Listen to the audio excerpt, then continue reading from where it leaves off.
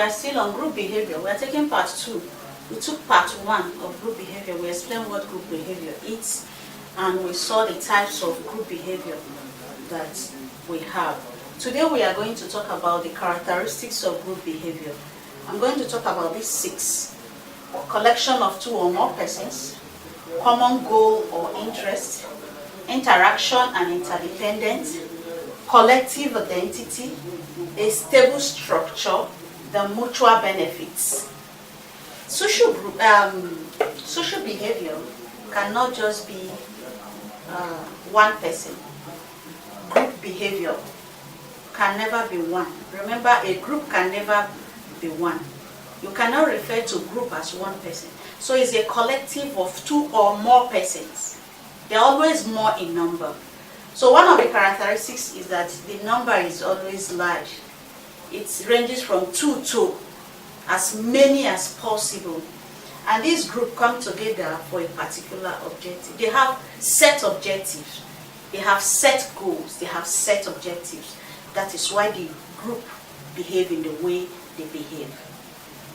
Common goal or interest. The purpose of the group behaving in the way they behave is because they have same interest, same goal. Like we have, they're fighting for their rights. We have those who are carrying out a riot so that the objective can be met. So common goals of our interest is why they come together to behave the way they behave. This group is formed to behave the way they behave because they have common goal, common interest at heart.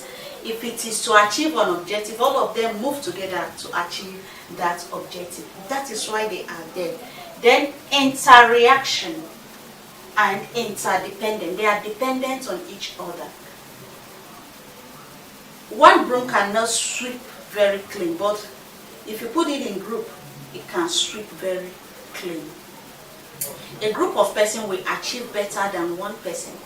And so they are dependent on each other because 2 heads are better than one. Then what if there are multiple heads? It works better for them. So they depend on each other. They interact with each other. They see how they make these goals work out. You see how these objectives are met. We'll have the next one. Collective identity.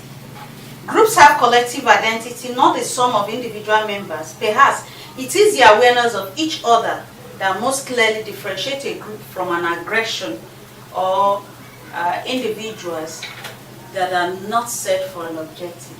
So collective identity means that they come together for a particular purpose. They are recognized as one body fighting for an objective. This group behavior make people to know that yes, it is all of them that belongs to this group, that belongs to this fight, that belongs to this agitation. The purpose of which they are formed makes them distinct. It identifies them for who they are. Then the other one will have a stable structure. Groups have defined structure that gives a relationship that keeps group members together with a stable functioning as a unit. It clarifies the role, authority, and responsibility of each group members, which is important to achieve group goals. So stable structure specifies which each member needs to do, what each member needs to do to achieve the objective. So the structure, like you have in the hierarchy of authority, each follow the other. So also the group have hierarchy. They are structured. They are structured in such a way that they go ahead and meet their set goals and objectives.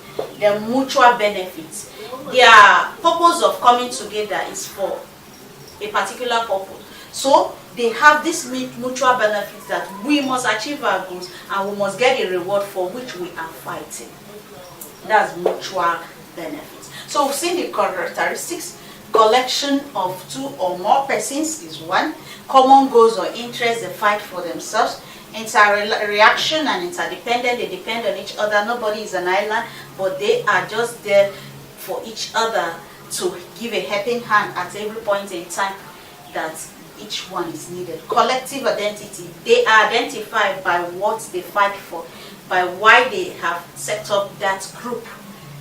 A stable structure, it is structured in such a way that their specified goal will be achieved. And then mutual benefits, there is a reason why that group is put in place, and that group objective will be met. So these are the characteristics of group behavior. In our next class, we'll take part 3 of group behavior. Thank you for dropping by in this class. Till I see you in our next class.